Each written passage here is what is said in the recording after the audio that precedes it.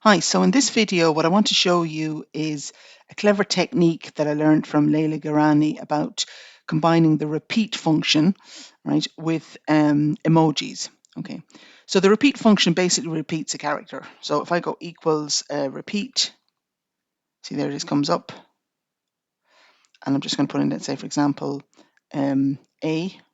Note I put quotation marks, and then I put in 7 times or 8 times, make it interesting. See, it gives it to me 8 times. All right, so just a nice little function here. So what I have is I've kind of got a list of resources here and that kind of stuff. So I'm going to use this with emojis to just create a little fun chart.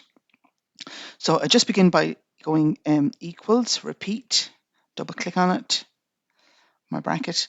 And what I want to do now is I want to use the emojis, and to call up the emojis, I use the Windows key and full stop.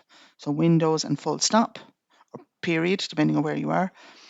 And see, there's a nice cup of coffee, or let's put sweep and brush here, make it interesting. Oh no, let's do a flame.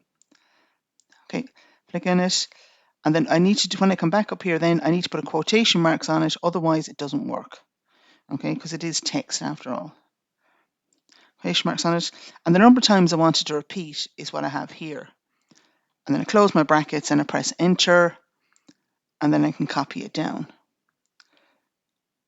Okay. Now, because it's font, what I can also do is I can come up here to this one, actually just change the font color. So I might just change it, let's say, to a nice green. There you go, repeat. Now, if, for example, I come here to marketing and let's say change that to 10, it will update automatically. All right. Hope you found this. It's a nice little fun chart you can use in all kinds of scenarios, and enjoy. Mind yourself. Take care. Bye.